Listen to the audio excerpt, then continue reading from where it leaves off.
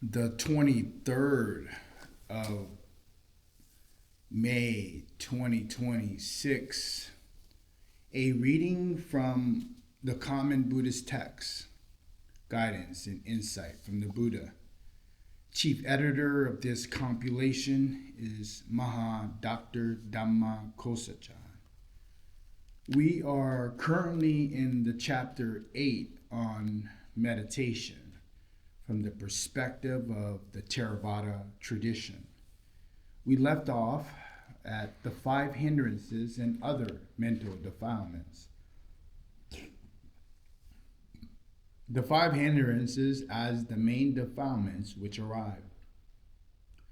This passage shows that the key of defiling visitors to the mind are the 5 hindrances. Bhikkhu monks, there are these 5 defilements of gold, defiled by which gold is neither malleable, nor wieldy, nor brightly shining, but brittle and not properly fit for working. Iron, copper, tin, lead, and silver. So too, Bhikkhu monks, there are these 5 defilements of the mind, defiled by which the mind is neither malleable, nor wealthy, nor brightly shining, but brittle and not rightly composed for the destructions of the intoxicating inclinations. What are the 5? Desire for sensual pleasures, ill will, dullness and lethargy, restlessness and worry, facilitation. This is cited from the Kilesa Sutras, Samyutta Nikaya, volume 92. The hindrances as detrimental to wisdom. These passage emphasizes that the hindrances when weaken wisdom and make the mind unclear and unable either to understand what leads to true happiness or to attain liberating insights. They are often opposed to the 7 factors of awakening, Sambhojana. Bhikkhu monks, these 5 hindrances are makers of blindness, causing lack of vision, causing lack of higher knowledge, detrimental to wisdom, tending to vexation, and not conducive to nipita. These 7 factors of awakening monks are makers of visions, makers of knowledge, promote the increase of wisdom without vexation, and conducive to nipita. This can be cited in the Nivarana Sutra, Samyutta Nikaya, volume 5, 97.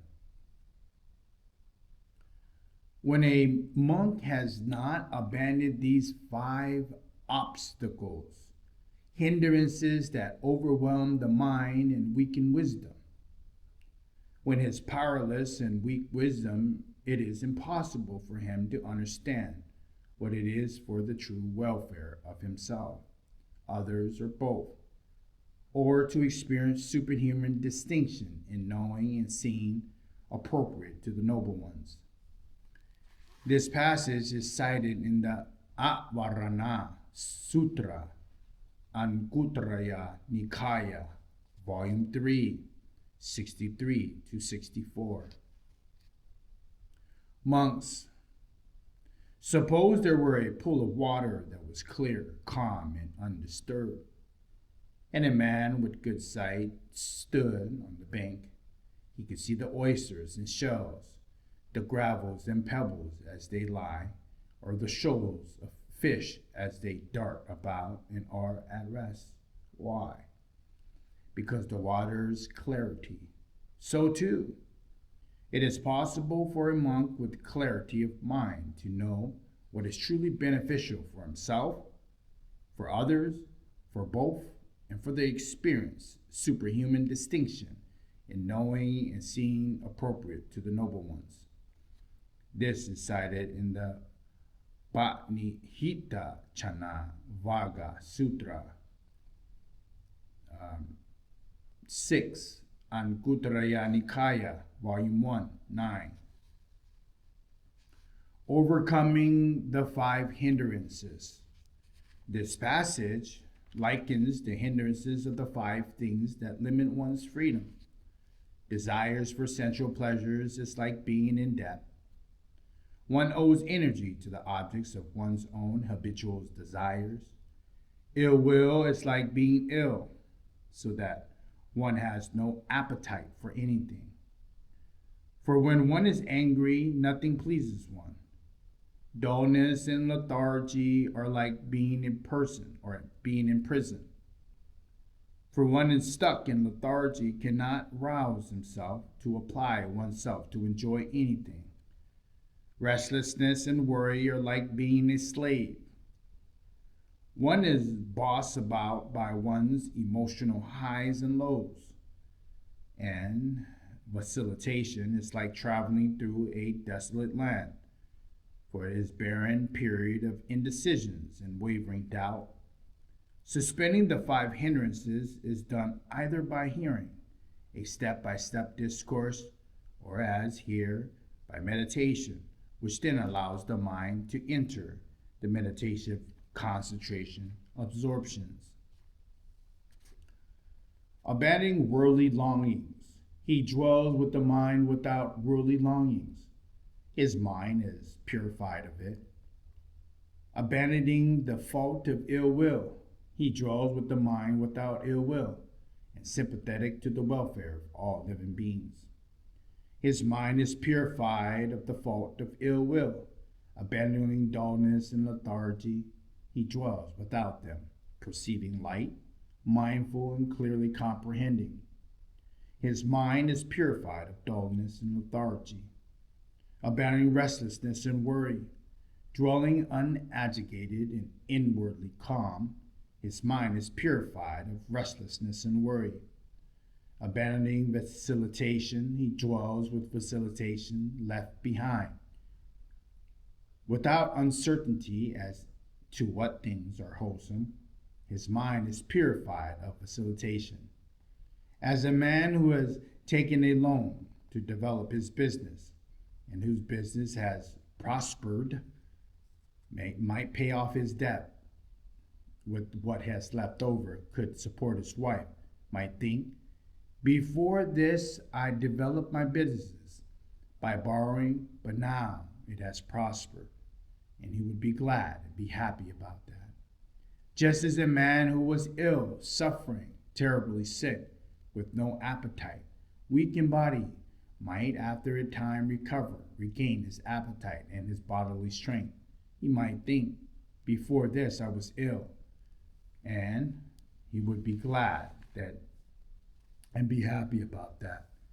Just as a man might be bound in prison, and after a time he might be freed from his bonds without any loss, with no deduction from his possessions, he might think, before this I was in prison, and he would be glad, be happy about that. Just as a man might be a slave, not his own master, dependent on another, unable to go where he liked. And after some time he might be freed from slavery, able to go where he liked. Might think, before this I was a slave, and it would be glad and be happy about that. Just as a man laden with goods and wealth might go to a long journey through desolate countries where food was scarce and danger abounded. After a time he would get through the desolate country and arrive safe and sound at the edge of the village, might think, before this I was in danger. Now I am safe and at the edge of the village. He would be glad and be happy about that. As long, sire, a monk does not perceive the disappearance of the 5 hindrances in himself. He feels as if he's in debt, in sickness, in bonds, in slavery, on the road through desolate country. But when he perceives the disappearance of the 5 hindrances in himself, it is as if he were freed from death, from sickness, from bonds, from slavery, from the perils of the road through desolate country. This passage is cited in the Samana Pala Sutra, Dika Nikaya, Volume 1, 71 through 73. The four intoxicating inclinations and their interweaving with spiritual ignorance. The deepest faults in the mind are each called an asava in Pali. In Sanskrit, it is called asarava, something which flows in a certain way and ferments so as to be akin to a festering sore, asava, leeching off energy from the mind, asavas, and something which brings intoxication, asavas, something translated as crankers or taints or outflows, are best seen as intoxicating inclination, asavas. Just as a learning towards drinking alcohol leads to intoxication, when acted on, the arihat, or the enlightened person, is often defined as one who is totally without these, without asavas. They are tendencies which flows or reach out towards three things: sensual pleasures, a way of being or an identity, or spiritual ignorance. Sometimes a fourth is added towards the fixed dogmatic views. The following passage sees the intoxicating inclinations as interwoven with spiritual ignorance. They sustain ignorance. One of them itself is the inclination towards ignorance. And ignorance itself sustains inclinations. One conceives that the inclinations as deep-rooted, ingrained bad habits that need deep spiritual insight to illuminate them, and so to dispel the shadows in which they breed.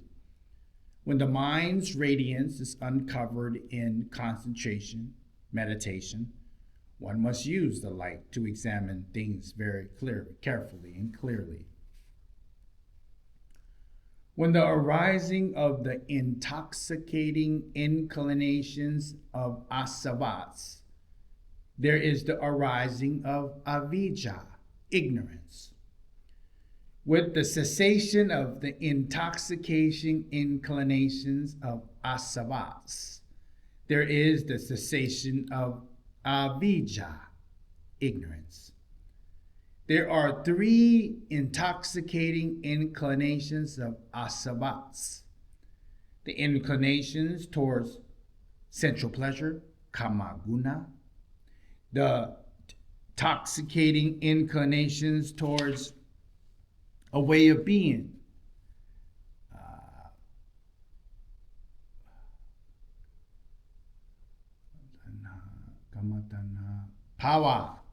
Bhava tanha, the way of being, and the inclination towards ignorance, avijja, and arising of ignorance. There is the arising of intoxication inclinations. With these cessation of avijja, ignorance, there is the cessation of the intoxicating inclination of asavas. This is cited in the Sammatiti Sutra, Majjhima Nikaya, Volume 1, 54 to 55. We're going to leave off there today on Chapter 8 from the perspective of the Theravada tradition on meditation, as we pick up on the importance of attention. A reading from the Common Buddhist Text, Guidance and Insight from the Buddha.